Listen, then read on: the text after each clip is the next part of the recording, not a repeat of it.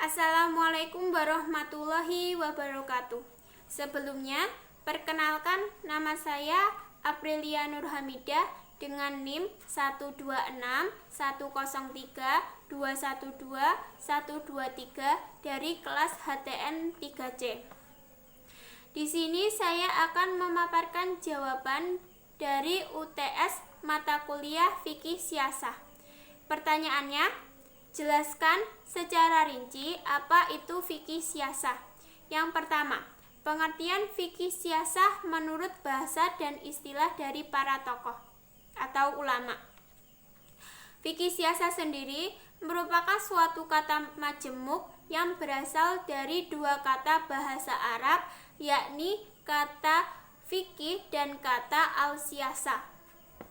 Fikih merupakan pemahaman yang mendalam untuk dapat memahami tujuan ucapan atau perbuatan tertentu, atau juga didefinisikan sebagai suatu istilah dalam ilmu tentang hukum-hukum syara yang bersifat perbuatan dan dalil-dalil yang rinci. Sedangkan al-siasah atau siasah artinya mengatur, mengurus, dan memerintah, atau juga didefinisikan siasah adalah mengatur, mengurus, memerintah, dan membuat kebijaksanaan dalam pemerintahan dan politik untuk mencapai suatu tujuan. Jadi kesimpulannya, fikih siasah secara bahasa adalah suatu cabang atau bagian dari ilmu fikih yang khusus mempelajari segala hal di bidang pengaturan dalam ketatanegaraan dan pemerintahan. Menurut pendapat para tokoh atau ulama, saya mengambil dua pendapat dari para tokoh, yakni sebagai berikut. Pendapat pertama dari Ibnu Aqil yang dikutip dari pendapat Ibnu Al-Qayyim, menyatakan bahwa fikih siasah adalah perbuatan yang membawa manusia lebih dekat dengan kemaslahatan atau kesejahteraan dan lebih jauh menghindari mafsadah atau keburukan kemerosotan. Meskipun Rasulullah SAW tidak menetapkannya. Pendapat kedua dari Abdur Al-Rahman Taj menyatakan bahwa fikih siasah atau siasah syariah adalah hukum-hukum yang mengatur kepentingan negara dan mengorganisir urusan umat yang sejalan dengan jiwa dan prinsip dasar syariat yang universal untuk merealisasikan tujuan-tujuan kemasyarakatan. Kedua, landasan serta ruang lingkup kajian fikih siasah.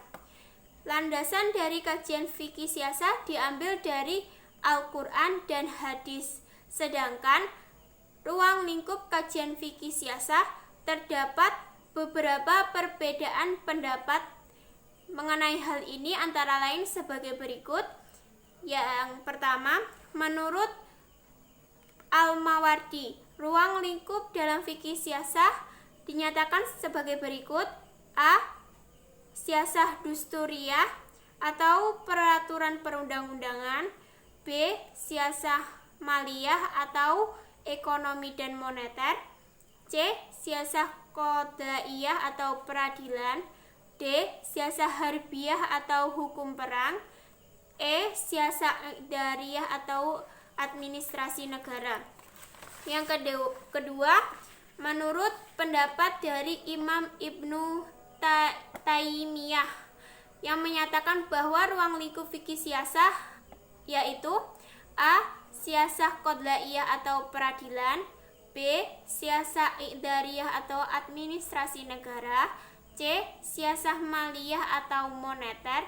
D. Siasah dauliyah atau siasah kharijiyah atau hubungan internasional. Yang ketiga, menurut pendapat Abdul Al-Wahhab Khalaf dinyatakan sebagai berikut ruang lingkup dalam fikih siasah: A. Siasah qadaiyah atau peradilan.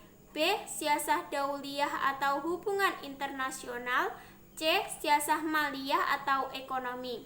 Dan yang terakhir, yang keempat, menurut pendapat T.M. Habibie Al-Siddiqi, merupakan salah satu ulama terkemuka di Indonesia, menyatakan bahwa dalam fikih siasah ruang lingkupnya adalah A. Siasah dusturiyah syariah atau kebijaksanaan tentang peraturan perundang-undangan.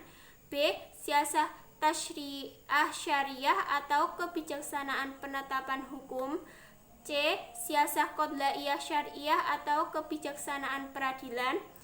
D. Siasah maliyah syariah atau kebijaksanaan ekonomi dan moneter. E. Siasah idariyah syariah atau kebijaksanaan administrasi negara. F. Siasah dauliyah atau siasah karijiyah atau kebijaksanaan hubungan internasional. G. Siasah tanfidiyah syariah atau politik pelaksanaan undang-undang. H. Siasah harbiyah syariah atau politik peperangan. Ketiga, analisis tentang bagaimana pandangan fikih siasah terhadap ketatanegaraan dan politik pada umumnya.